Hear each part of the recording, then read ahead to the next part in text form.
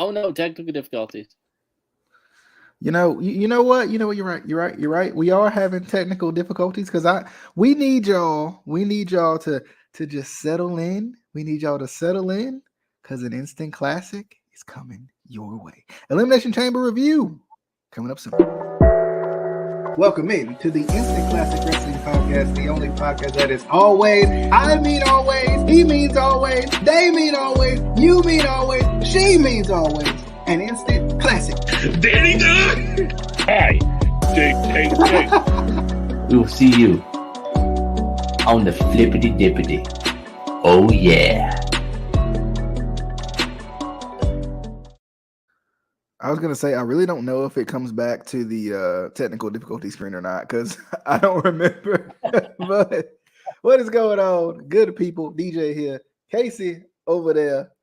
The rest of them, we fired them. We fired them. We fired them. You know, they're just terrible, and we had to make sure that they were furred. Okay? They are furred. We even called Vince McMahon to officially fur him. And he said, you furred. Elimination Chamber 2022. We waited a whole extra day for Adam to be on the show, and he still could be on the show. Tragic. Because he got to work. But I'm hoping that we'll be able to talk about more than this being just a show. But anyway, overall thoughts on the show. I thought it was pretty good. You know, Saudi shows are kind of iffy sometimes, especially early on. I think as of late, I think the last two especially have been pretty good. But I feel like this one in particular, it was kind of a nice little change of pace to have something that wasn't like, felt like it was random or randomly thrown together. At least it was in the road to WrestleMania, even if it was randomly thrown together, right? Like it felt like there were a lot of things that they were actually building towards in this show, even though Lashley got screwed, and I'm upset about it. Not gonna lie to you, I'm hurt. I'm hurting right now, still to this day. Like we days later, and I'm still hurting. I'm still hurting from this. Okay, he was robbed. Don't give him the title if you just gonna injure the man and take him anyway. Overall thoughts, pretty good show. I'm excited for Mania. Hopefully I can watch one or two, at least one, maybe Raw before Mania comes around. Because what was your thoughts on the elimination of Chambers, Mr. Chase? Well, I just read your name on the thing. It says Chase. Obviously, it says not CR O'Malley. Oh, it says not CR. It says not CR O'Malley or Chase. Obviously, Chase. That's what I read. Or no, it says or Chase, not CR O'Malley. Obviously, or Chase. I hate you. I'm looking for a replacement co-host if anyone is interested in being on a wrestling podcast where we don't really talk a lot about wrestling, but there's a lot of sidebars and distractions. And yeah, anyway, it was a show. I just had to get that out to bother DJ a little bit. Just wanted to make sure. It was okay. It was like, again, and we talk about this all the time, like the sort of, you know, between pay-per-views, you know, between the big four are kind of hit or miss. Most of them are kind of lackluster, and I won't say it was a bad show. It definitely wasn't a bad show. There was just some things that were kind of like, you know, could have been better, but you know, it is what it is. Well, and I think what gets me in, like, I really need to like dust myself up a little bit. I really do. Like, I need to dust myself up with the Attitude Era, maybe like revamp my mind again to the Attitude Era, because I don't remember there being this many. So,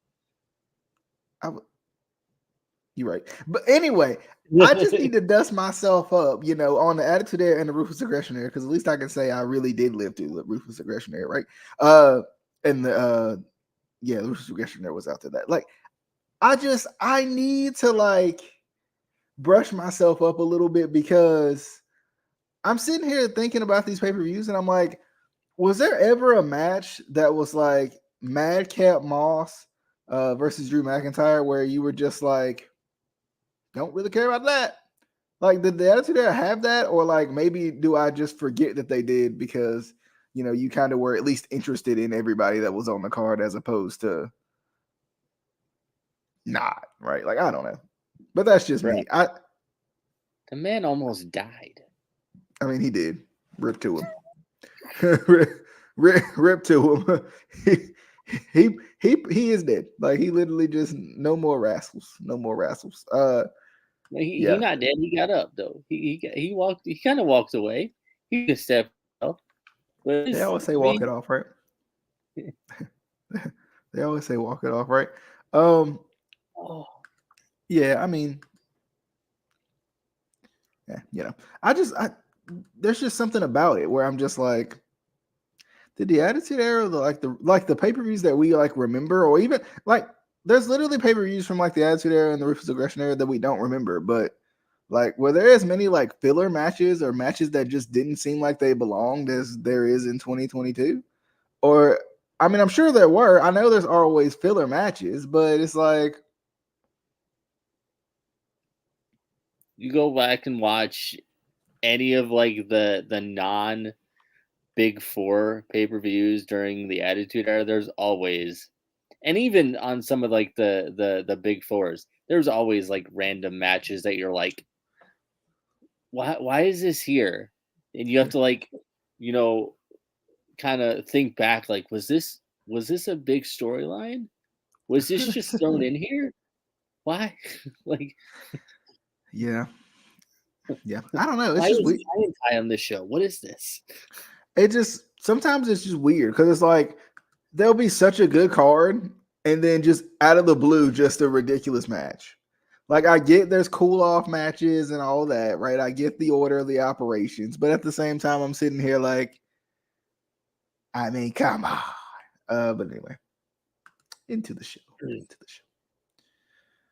Oh, real quick, because Adam's not here. We were joking about this and we wanted to talk about it a little bit, but he didn't show up because he sucks. And if he watches this, I'll say it to his face, you suck. I hope he doesn't watch this.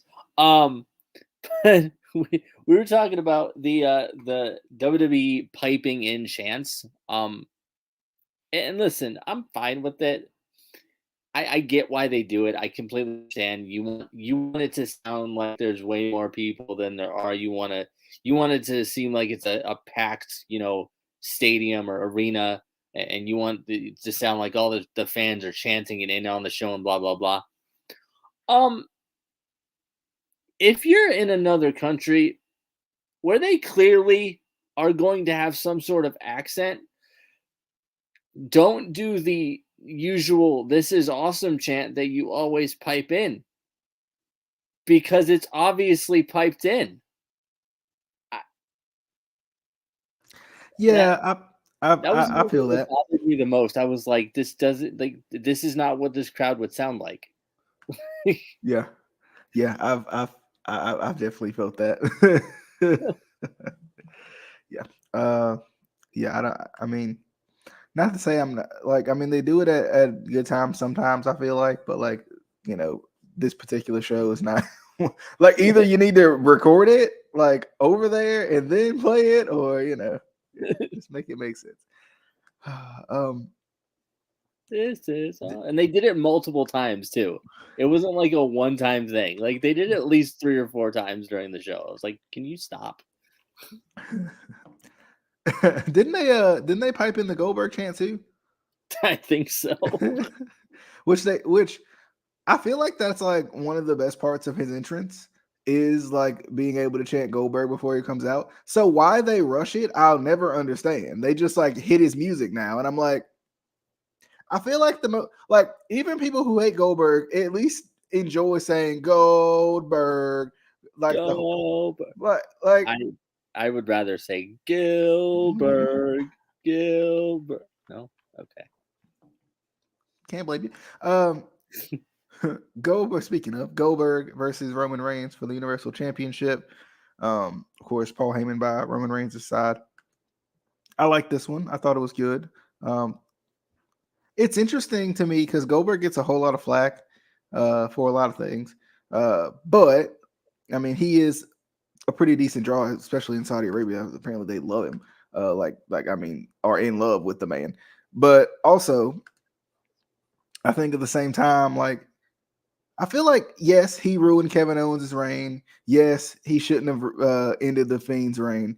But I feel like he's done a pretty good job as of late of putting people over, though. Because what he put Braun over at Mania, he put, of course, Roman over here, and then I think there was another match. I think it was Brock he lost to in like hilarious fashion in 2 seconds. But like, I think he's done a pretty good job of putting people over for a guy who is labeled as very much so selfish, and not really respectful to the business. So I think I personally have liked. I've liked seeing Goldberg come back every once in a while. Like, yes, I get tired of it too. Don't get me wrong, but it's been nice to see him like put people over and like use his kind of stardom to uplift some of the younger guys. Yes, I wish once again that the Fiend would have got his win over him. Yes, I wish that who did I just mention? I lost it already. You wish that Michael Carver got a better run than he did because he's the greatest. I don't. But anyway, Roman Reigns for Goldberg to lose by submission. I don't know. I don't feel like that's ever happened. Maybe I'm tripping, but I don't feel like that's ever happened. Because he's just not one of those guys that will lose by submission. And I think that's good to kind of continue to build up that finish of Reigns. I feel like Reigns is one of those guys. He's gotten to that point where, like, I hope they have the right person take it off of him, not Brock Lesnar. I hope they have the right person take it off of him because I'm just going to be honest. He's had a good reign, and the purpose of a good reign is when the person takes it off of him, you're like, oh, wow, this guy's got to be a big deal now. Don't do the Rude Lashley thing that TNA did where they let Lashley have a dominant reign and then Rude comes and rolls him up. Or Eddie Edwards, which Eddie Edwards worked. But no, don't do that. This is a good reign. It should have a good finish to it with somebody who deserves to get that win over Roman. Not Brock. But it's going to be Brock, isn't it? It's going to be Brock, isn't it? Well, I mean, Edwards is in another company, so it can't be him. But on a serious note, though, like, who else is there that they've built up enough other than a Brock Lesnar or a Randy Orton or a John Cena? All these guys that are already established and already have been there for, 15, 20 years, whatever. And I think this is something that fans always complain about. And I feel like, in a way, they're right to complain about it. It doesn't feel like they're building up the next star to take those places. It feels like they're always, falling back on John Cena, falling back on Randy Orton, falling back on Brock Lesnar. Which, I mean, nothing against them. They're all great talents. They're all, WWE legends, future Hall of Famers. But you have to build the future of your company because they're not always going to be there. They're not always going to be able to wrestle. They're not always going to be there for you to fall back on. Eventually you have to build up somebody new to take that spot. Yeah, and they've done it well with Roman, but then, who takes it from Roman? That's what I'm saying. Like this, whoever beats Roman, it either should be kind of somebody that they built up, which they haven't done, or somebody that they haven't necessarily used properly in the past, like a Cesaro, who's had a feud with Roman, had a good showing with Roman, but for whatever reason, there's that disconnect between him and the title. And also, I saw somebody talk about this on Facebook, and if it's on Facebook, it has to be right? But No, somebody was talking about how they don't think that Roman's going to drop the title even at Mania because, and this actually, if you kind of makes sense, if you've been watching NXT, they have been building Solo Sikoa up really well. Like he took out Walter or Gunther, whatever you want to talk, who is like the big guy in NXT. So he was like, this person was like, well, maybe they're trying to build him up to be Roman's secret, ace in the hole, and and helps him retain the title, and then the bloodline is full. Then, Yeah. that could be a possibility. Not saying that it is going to happen, but that could be a possibility. That and they keep it on Roman because I don't see who they would drop it to. Yeah, and I can understand that too. Even just looking through the roster, like, we talked about it before. Cesaro would be a nice one that they never have done before for some reason. And like, also, I want, kind of sidebar, but at the same time, sidebar podcast. But at the same time, it's kind of interesting to think about because what are wrestling companies going to do about the likable heel? You can pipe in chants all you want to, but people love Roman. They still boo him, but of course, people enjoy this character more. And people are having a hard time booing guys like Roman when they finally find an enjoyable, wrinkle to like. So it makes me think like it won't happen, and people would be so upset about it. But like, Finn Balor. Well, yeah. No. I feel like and Corbin's not going to take the title off of Roman, but I do think Corbin eventually is going to get a title run that's actually going to be a decent heel title run because people don't actually like him finally. And I think they should use, like we talked about this before too, like WWE should use that to their advantage. People feel offended that Baron Corbin's a professional wrestler and all that. Cool beans. Use it, right? Like use it to make something compelling out of it. And if you don't think he can talk, once again, use a CR O'Malley manager, right? Use a manager. Oh wait, no, that's not me. Okay. That's all I'm saying. Like, you don't think Corbin's good on the mic? Okay, put him with a manager and let him work. Now, albeit they do need probably a decent face run here, after Roman, but I think a good heel champion would be Baron Corbin. Put that O'Malley guy with him. He's pretty good. He's it'll work. Decent. But I mean, there are guys that they could drop the title to, like an AJ Styles.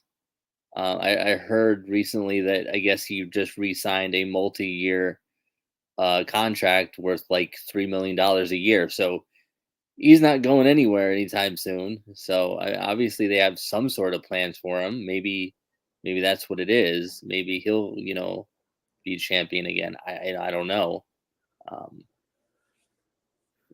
Yeah, I think that. I mean, that was a guy I felt like too, like could be a good person they could probably lean on. Did you have any thoughts on Goldberg versus Reigns?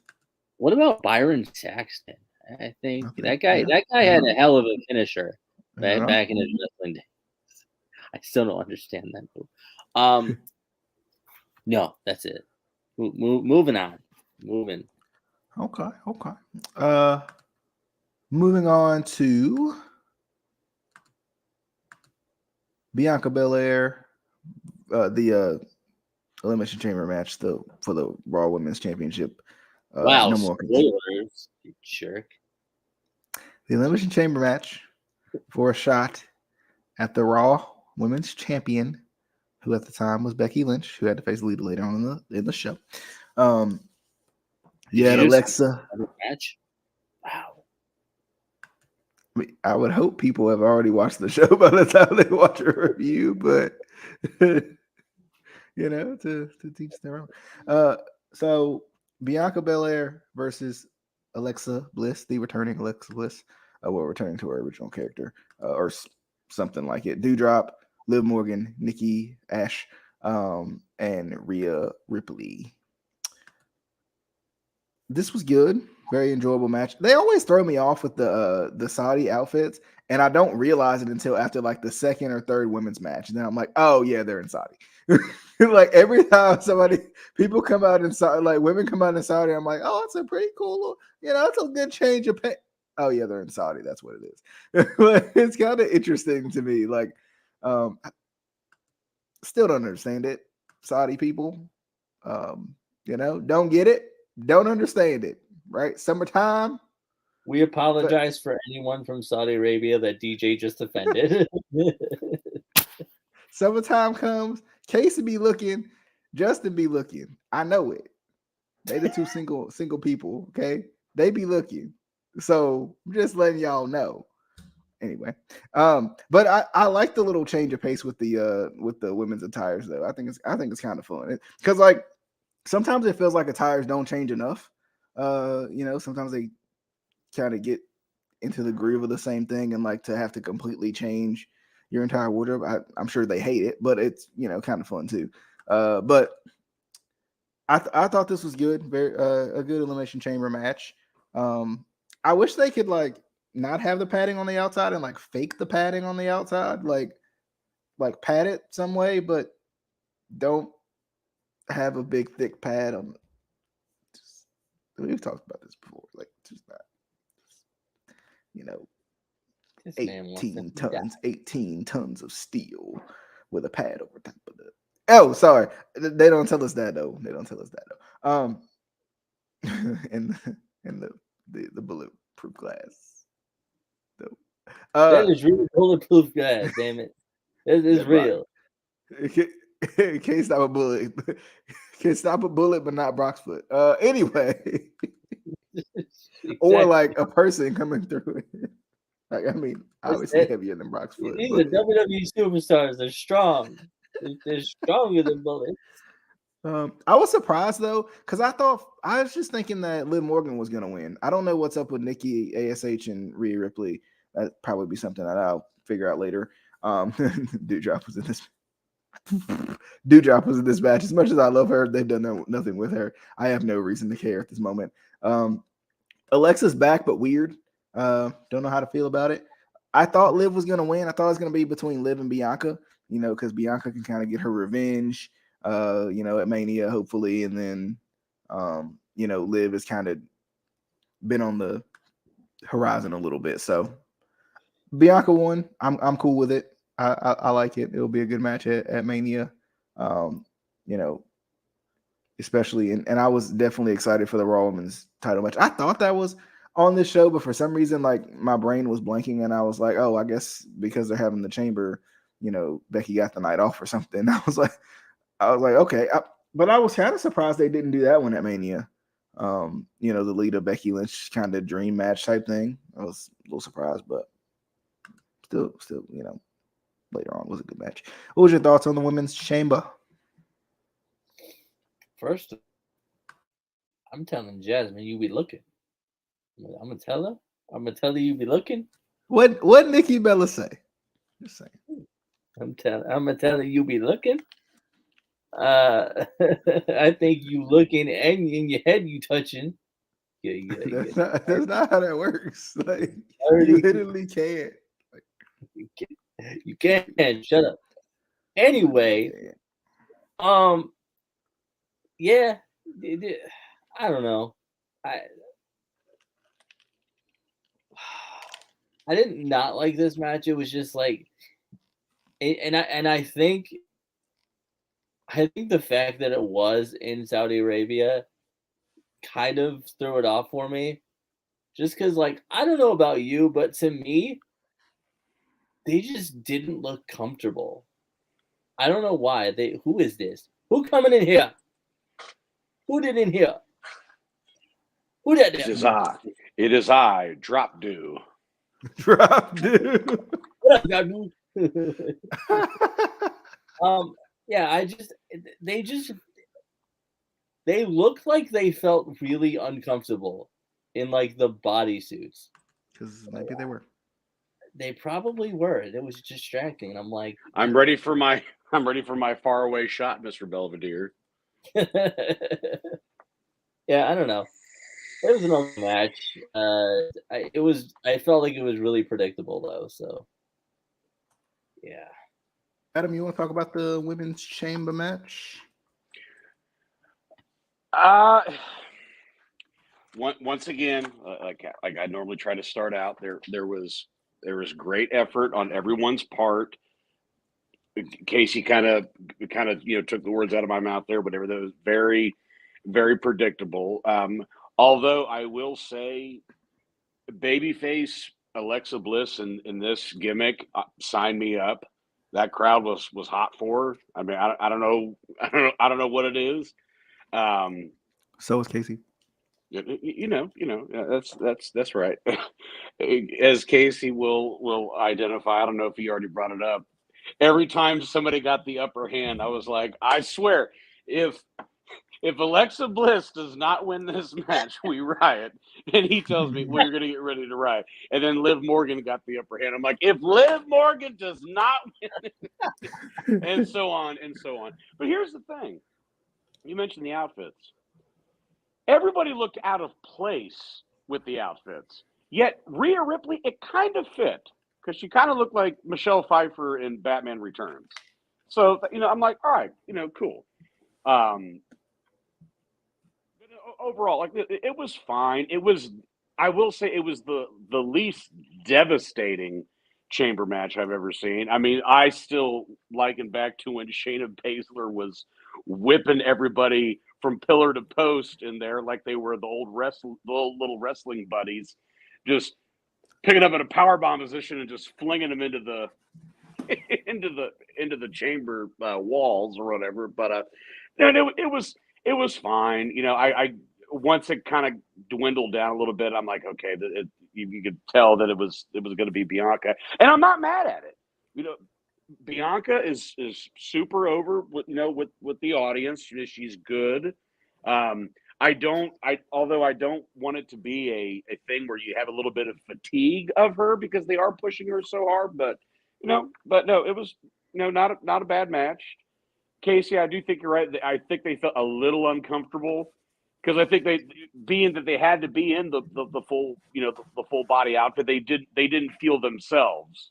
Liv, and Alexa definitely try to make the most of it.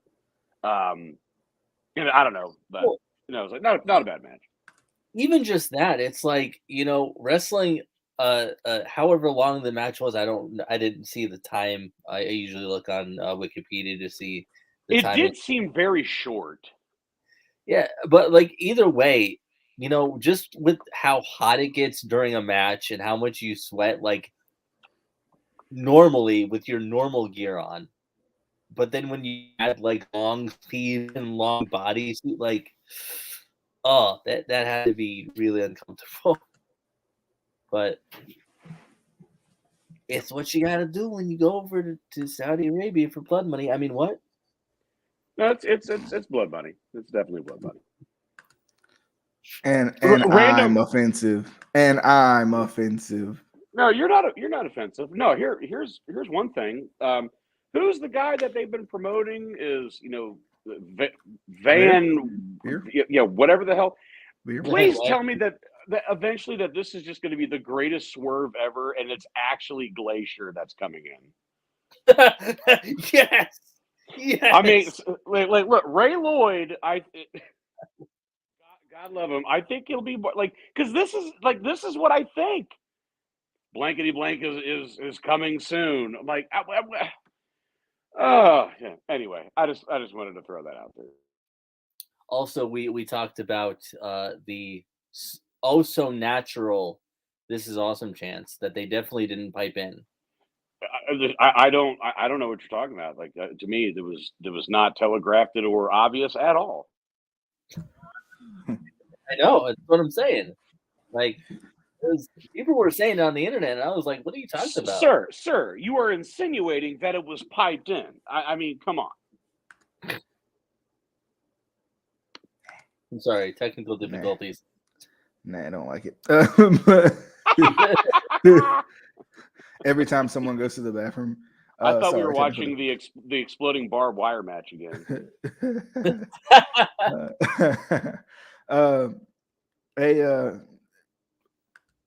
Just as it's billed here, a tag team match.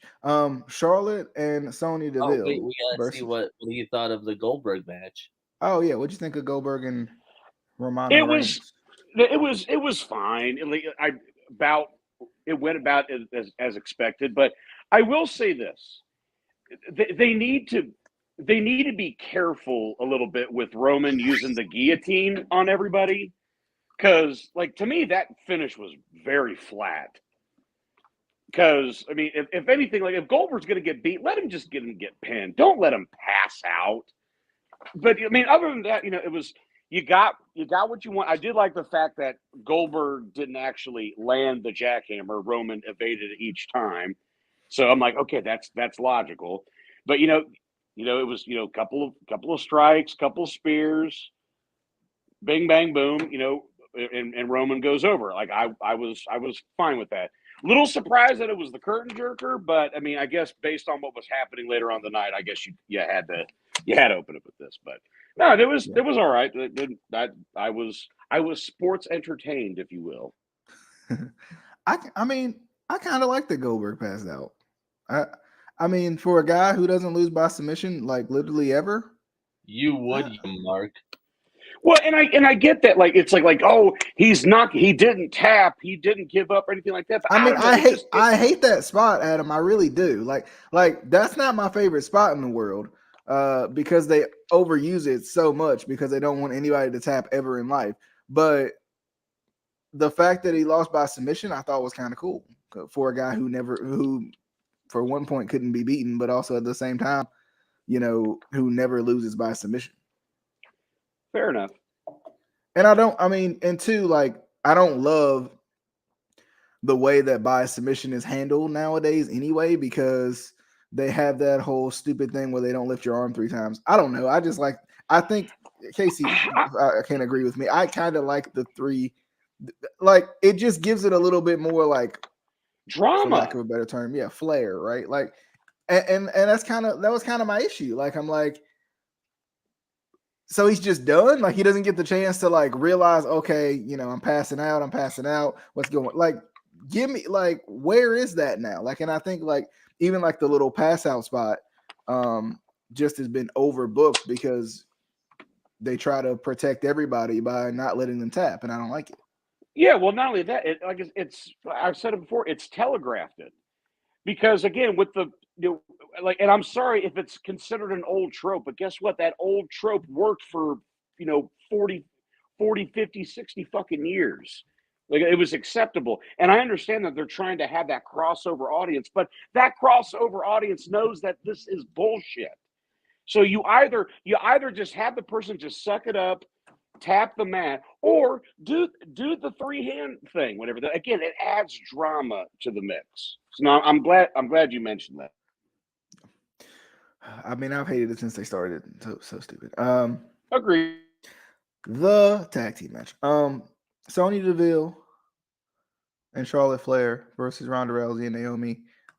They need to put Sonya Deville back in the ring. I enjoy her so much. I think like she kind of not fell victim to, but almost like fell into the advantage of that whole like leave, go away, come again some other day type feel, where it's like we gotta have you gone so we can miss you a little bit so you can come back, especially since they didn't give her a generic character when she came back.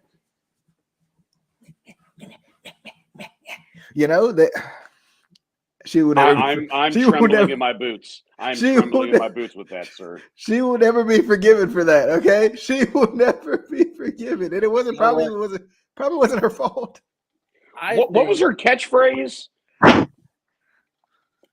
She had again. I mean, obviously, look how how memorable it was. But I'm like, it was like something like.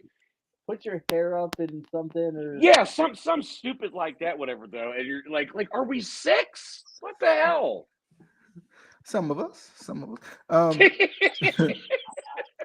But I mean, for WrestleMania, we need the generic UFC fighter against the real UFC fighter in a real UFC fight. What could Yes. possibly Yes. go wrong? Do it. Yes, please. Do it. Do it. I feel And like Matt too. Riddle versus Brock. Riddle versus Lesnar. Let's do it. I actually would think that Riddle would actually have a chance. Not gonna lie. I feel like we should do Riddle versus RVD in a battle of who's higher. I'm just going to tell you this right now. It is definitely RVD. It's always RVD. And then what's her name? Katie. I almost said Vic. Oh God. She was lower. Is what she was. She was lower. I don't remember her name, but you know. God damn. She twerks more than TikTok videos. It's ridiculous. It's literally her gimmick. But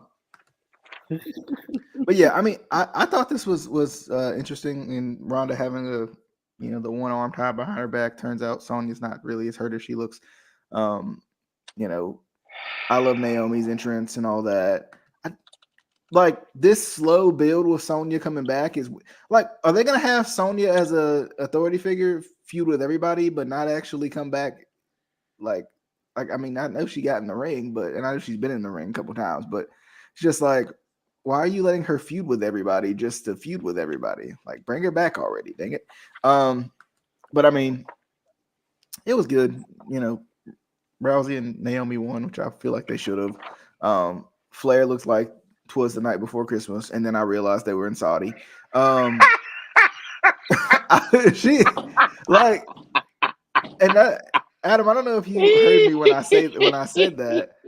Like, for some reason, I don't pay attention to the first women's match in terms of attires, but then like the second one to come around, and I'll be like, why does Charlotte look like she just stepped off a Christmas commercial? Like they just took off the top of a Christmas tree or something. Like, what is oh yeah, they're in Saudi. Okay, never mind.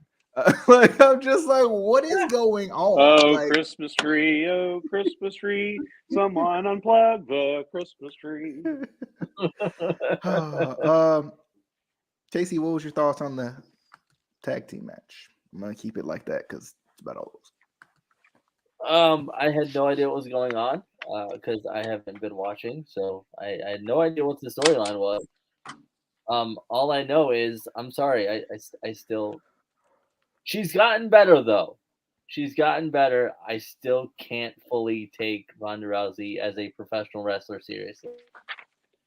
As a UFC fighter, absolutely, but like, there's something about her where like, she still seems too like happy and giddy to be there when it's like, you're supposed to be a badass and you legitimately are a badass.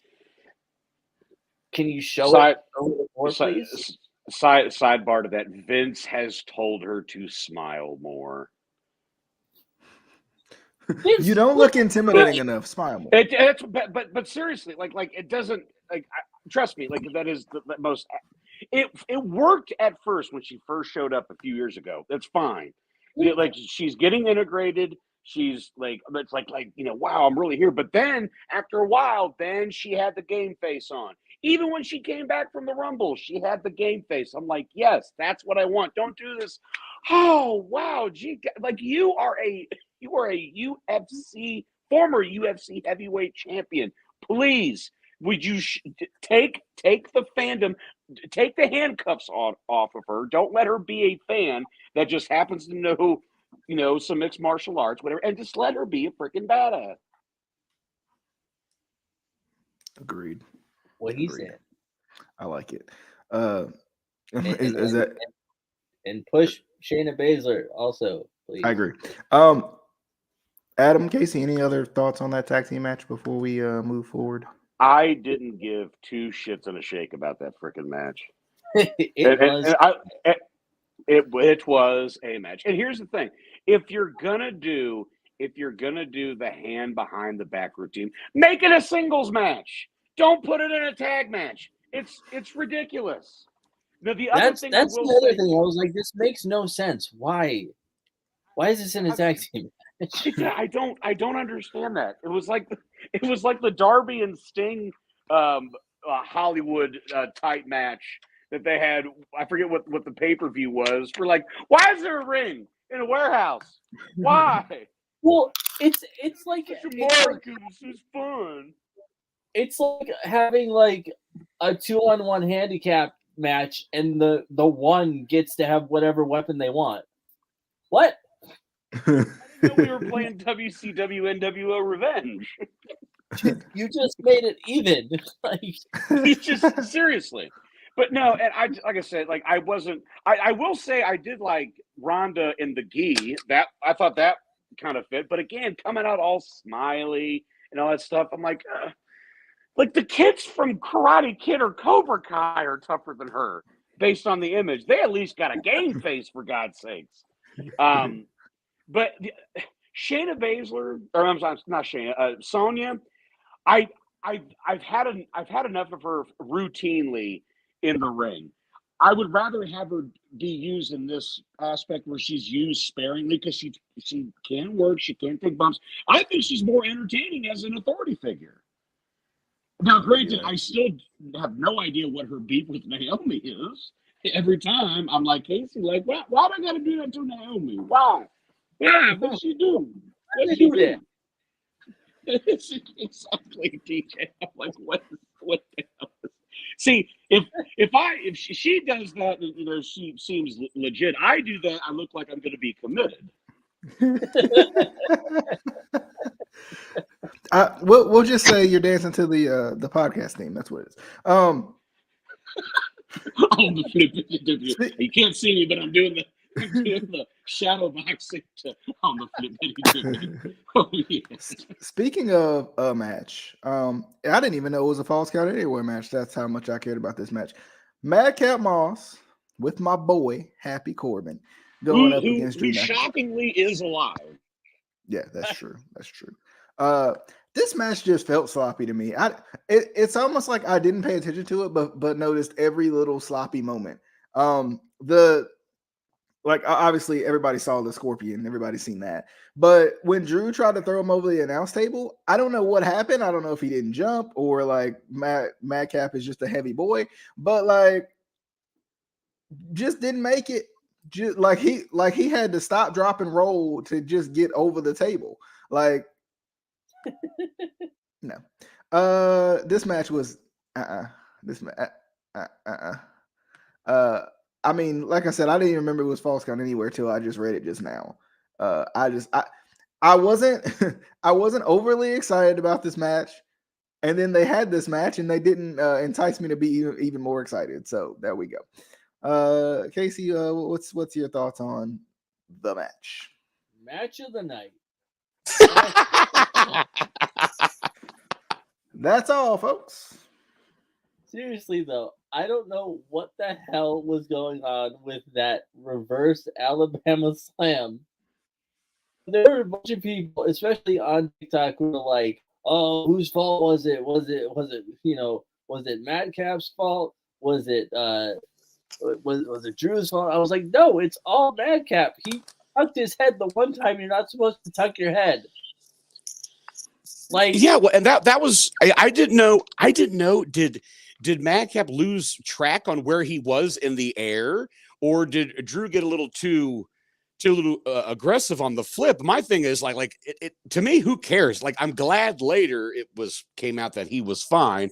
I have no idea how, but that's besides the point. But I mean, when you're at that level, even if he did it a little bit too hard, it's still it's a bump. Just take a front bump. Don't tuck your head. What are you doing? It's like James Ellsworth taking the Styles Clash, and the one time you don't tuck your.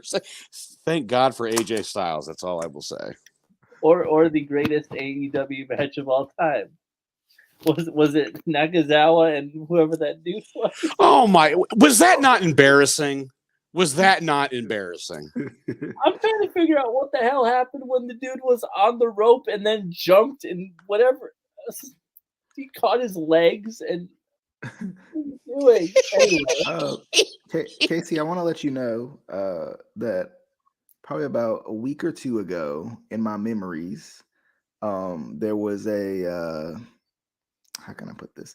A rather chin-tastic photo post, actually, Facebook post that you had posted and tagged me in. I'm just gonna keep it at that. Of course, this was during your time of absolute awe and amazement over James Ellsworth and his chin. That's where I'm gonna leave it. And you didn't share it and tag me in it? This was one you wouldn't have want shared. I think I would now because I'm curious now. If I could find it, I'll screenshot it for you. Okay, because you're gonna have to find this soon because now I'm intrigued. All I know is he was the chinless wonder.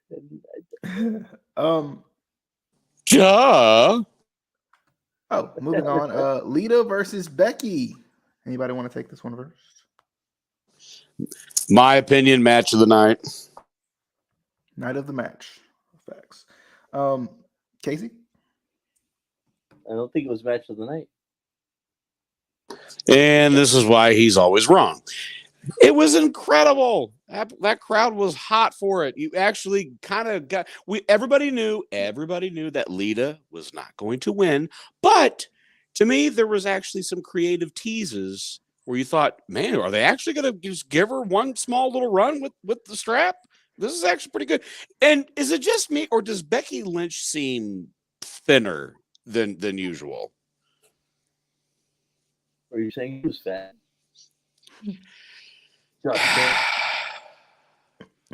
My God. Not the case. My not thoughts, to the Casey.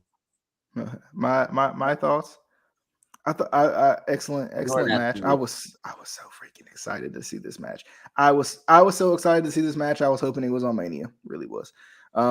They caught me off guard a little bit with it, but I'm glad. This was one of those, dream matches, I think, for if not everybody involved, meaning the fans and Becky Lynch, at least those two, right? Like, and I'm sure Lita has probably thought about this as something she's wanted to do too, since Becky came out as one of those people who really just loves Lita and inspired by Lita. This was fun. Definitely just a really enjoyable match.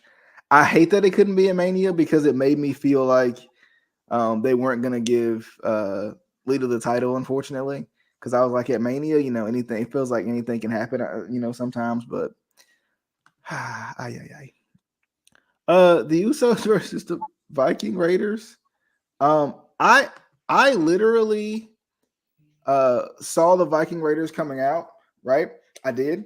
And then I looked away, probably to get a sip of water or something. I looked back and the match was over, and I was like, what happened?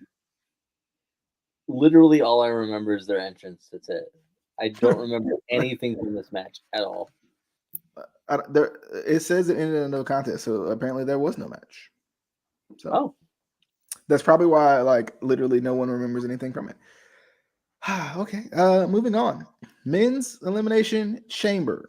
It was Seth freaking Rollins. Why they can't just say there's a nickname? Anyway, Seth freaking Rollins, Riddle, Austin Theory, AJ Styles, Bobby Lashley, and Brock Lesnar going at it. Okay, so when Lashley was taken out, I just knew they were going to do the thing. Lashley gets taken out. Dang on it, he's taken out, and then he comes back and gets the win. He didn't come back. I mean, he kind of real hurt though. I mean, yeah, but here's my issue though. He kind of real hurt. Not even the fact that he got hurt. Let's be honest, right? Let's just be honest, Casey. Let's be honest. For a darn fact they weren't gonna do nothing with that dang old title reign That's my issue, right? They gave him the title for shock and friggin' awe, and then gave it back to Brock. For what? For what? Screw it. Give it to freaking, who else was in this freaking match? Give it to AJ. Give it to Seth. Give it to, not theory yet. I have a theory. I have a theory. So he could go have surgery on his shoulder that he hurt at Rumble? You jerk. It's not all about you, okay? It's a family. Oh, I missed the large portion of it. If you are referring to why did they give it to Lashley for a month, regardless of the situation where Bobby was already hurt after the Rumble match, it's still like they were obviously trying to get to Mania with champion versus champion with Brock and Roman. So again, it's like why? I guess. Yeah, but so I get it. Like I'm a little. Why does it have to be champion versus champion though? Like especially with WWE nowadays, is there really any true difference between a title match and a champion versus champion match? Okay, yeah, I hear you, but at the same time, why do we have to have 75 titles? Why can't we just have 74? No, I get it, but like when have they made a lick of sense? And plus, for what it's worth too, no, they don't have to sell pay-per-views, and they have to do something to try to sell as many tickets as possible amongst those 2 days. And the intrigue is there. I get it. Maybe again, for the casuals. But for the people that have watched this forever, it doesn't make a lick of fucking sense. This because it did nothing for Bobby. Granted, I'm glad the way they did it to get him out of the match so he doesn't have to get beat. But at the same time, you trail it back. It's like, okay, but you obviously wanted to go with Brock and Roman title for title. Why does it, what was the point of just doing it for a month? Yeah, I think that's where my frustration lies. Like, if that was your plan all along, then obviously the previous little, and maybe it was to get Paul Heyman back on Roman's side too. Like in terms of that regard, like, getting Paul Heyman back on this kind of almost on Roman's side, but also kind of back in the middle, right? Like that's another part of the intrigue, I think, for Mania. Where will Paul go, and will Paul cost Roman, and that's why Roman loses, and then Roman still is as protected as he can get because he lost because of Paul. I hope that doesn't happen because that's way too wishy-washy and flip-flopping. Yeah. I mean, honestly, I hope Roman wins it. Brock seems to be in a giving mood nowadays. Like he seems to be in a give back to the business, give back to the younger guys type of a mood. So I would like to see him lose that match at Mania. Wait a minute. Did you see the GIF? He walked up to a kid in the aisleway. He gave him a high five, and he's like, "Touch the belt." He physically grabbed his hand and made this little kid touch the belt. Cowboy Brock Lesnar is what I have needed this whole time. I was gonna say too, it's amazing how fun and entertaining Brock can be when he, shows up. And when he cares. What took him so dang long? I don't know, but here's a cowboy to care. Yes. Goddamn, pal. They've got cowboys on the other channel. Let's put Brock in a cowboy outfit. Michael, get in here. It's never here's the situation, folks. It is not a complete Vince McMahon impression without him calling for micro PSAs. If you haven't figured this out by now. Well, Vince, I got an idea. Hi, I got an idea. You ever watch that show Yellowstone? Well, this isn't like that.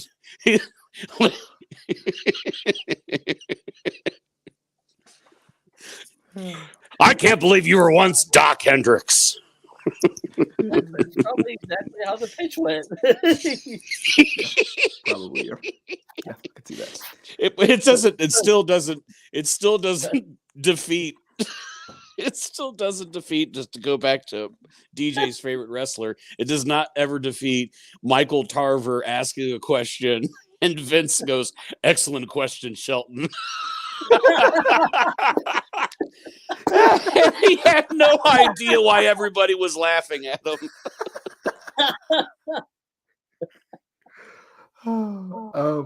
Casey, what was your thoughts on the I didn't really give my thoughts, did I? I kind of just skipped around to the parts I hated. This match was good. Let me first things first. Rest in peace, Uncle Phil. This match was good. Okay.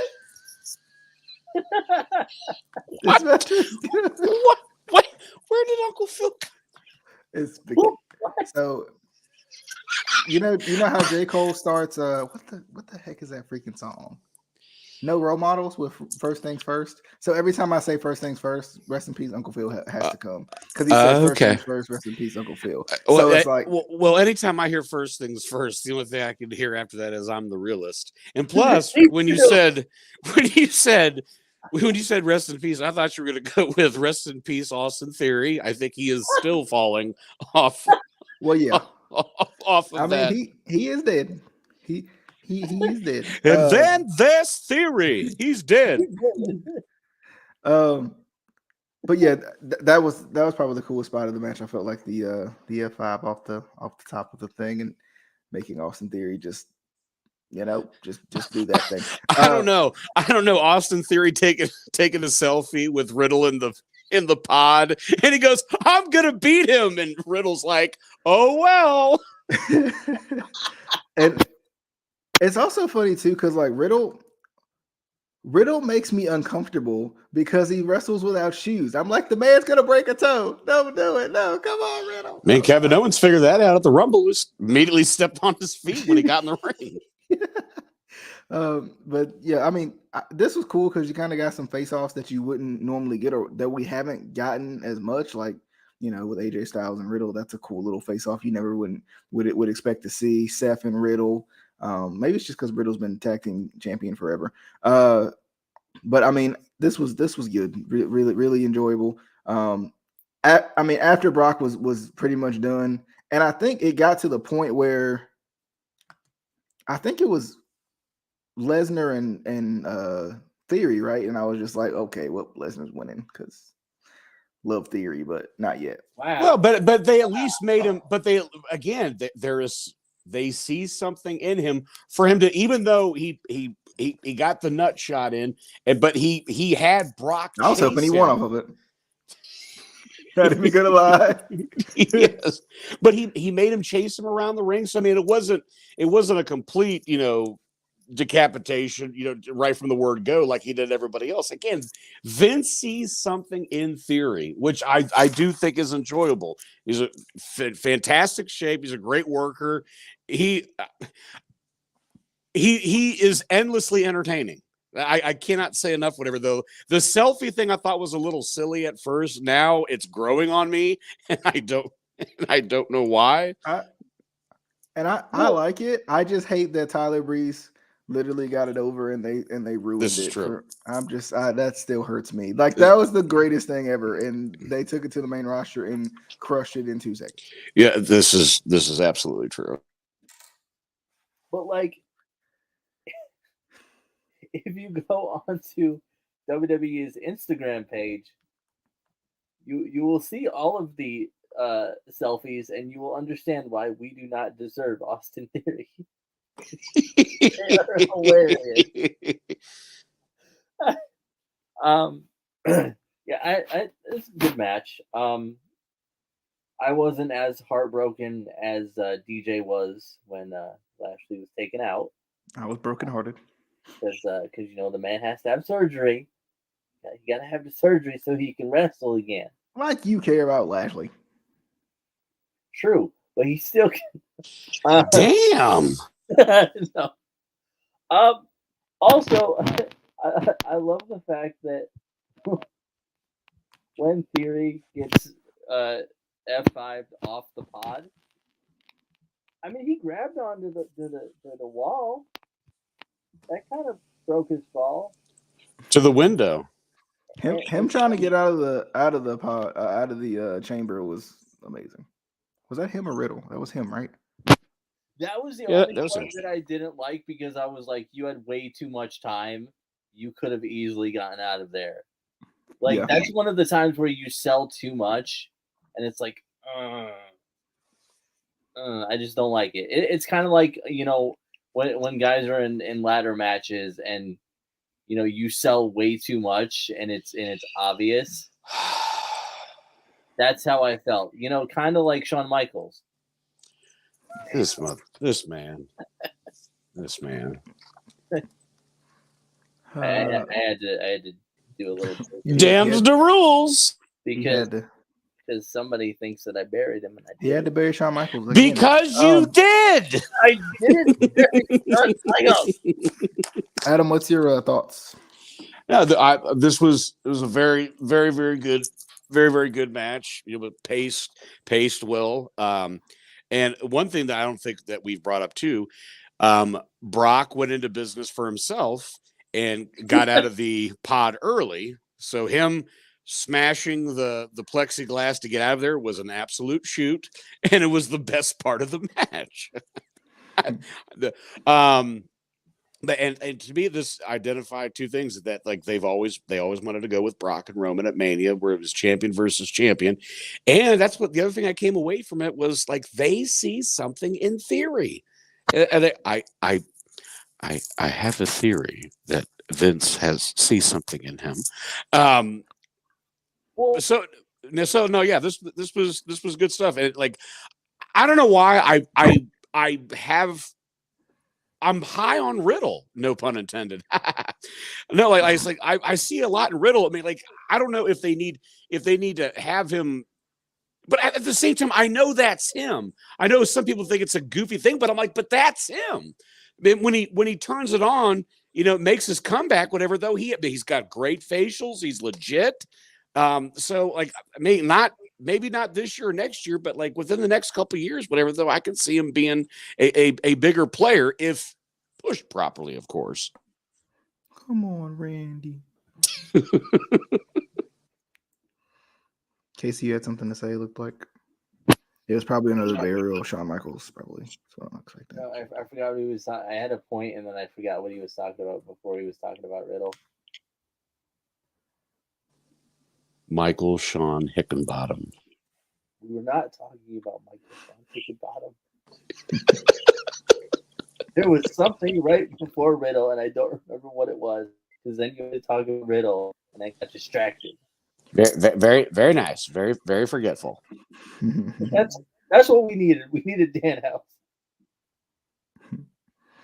Any final thoughts then? If Casey can't remember his point, because he'll remember it like middle of the night. Oh yeah, yeah, that was one of the better Saudi shows. I agree. Say that. I mean, again, I never, you know, make it appointment television to make sure that I'm home for it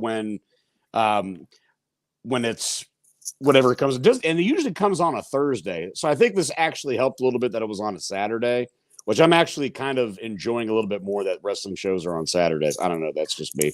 But no, he hates everything just like he hates Shawn Michaels. But you know, I'm gonna use that every time. Sorry, what? Jerk. But no, I don't know, like, and I think it was the better too that it wasn't, you know, freaking 4 hours. Like it was right around 3 hours, and it felt like it flew by. And so it was digestible. So like I don't know. I thought it wasn't that bad of a show. Yeah, I think so too. I enjoyed it. I said at the beginning of the show, I felt like, you know, the last at least 2 Saudi shows have felt like they were better, you know, than kind of the status quo we've gotten used to with Saudi shows.